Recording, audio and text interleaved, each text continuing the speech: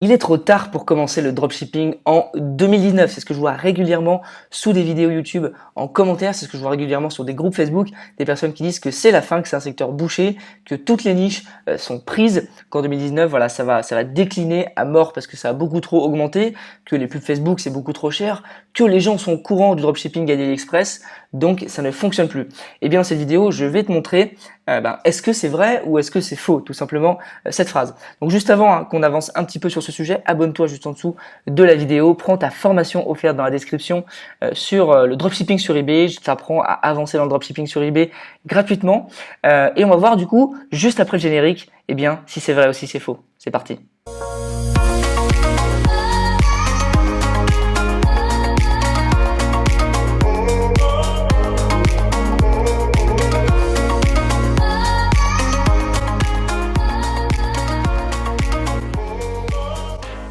Alors, est-ce que c'est vrai? Est-ce que c'est trop tard pour commencer le dropshipping en 2019? Alors, est-ce vraiment la fin? Tout d'abord, il y a beaucoup de concurrence, beaucoup de gens se sont lancés, il y a énormément de personnes, des milliers et des milliers, en France notamment, qui se sont lancés dans le dropshipping dans les 2 dernières années. Est-ce que c'est une bonne ou est-ce que c'est une mauvaise chose?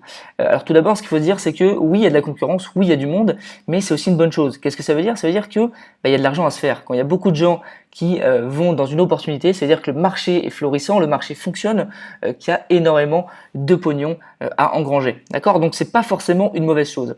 La deuxième fois, les gens disent que c'est la fin de l'e-commerce. L'e-commerce croît depuis de nombreuses années, Amazon explose et va battre tout le monde, et que du coup, les petites boutiques, les indépendants, les dropshippers vont perdre énormément d'argent. Alors là aussi, oui et non, ça dépend. On verra après des stratégies qui vont permettre justement de concurrencer tout ça.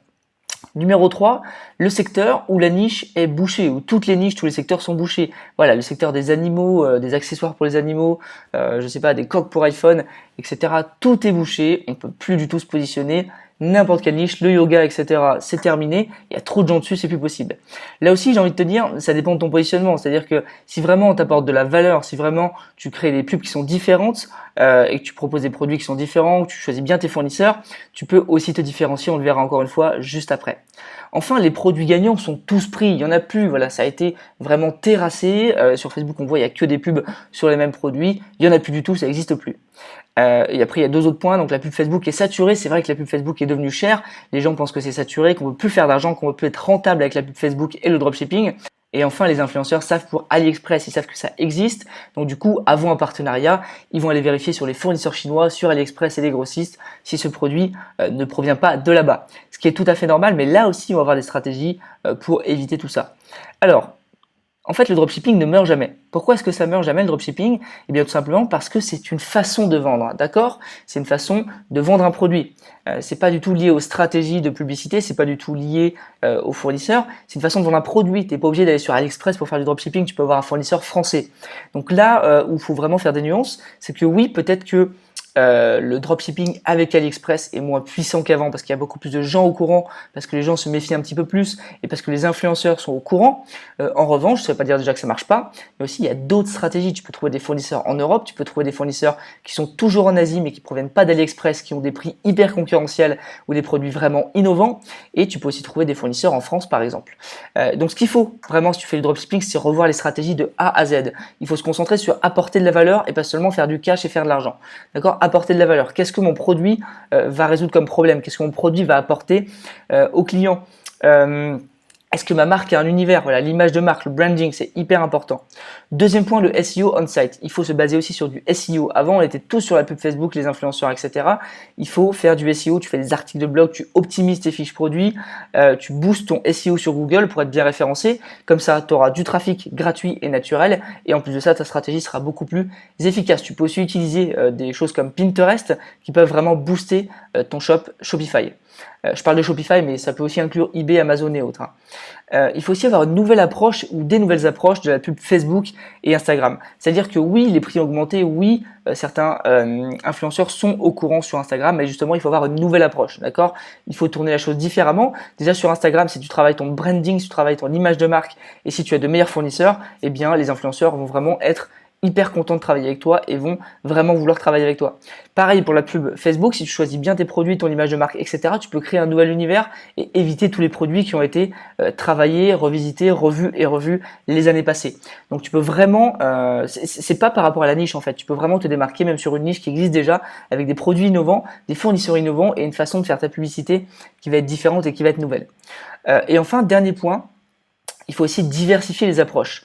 Qu'est-ce que je veux dire par là? Le SEO, enfin le dropshipping, pardon, c'est pas uniquement Shopify, c'est aussi eBay, c'est aussi Amazon, c'est aussi plein d'autres plateformes e-commerce, notamment Dropeasy aussi.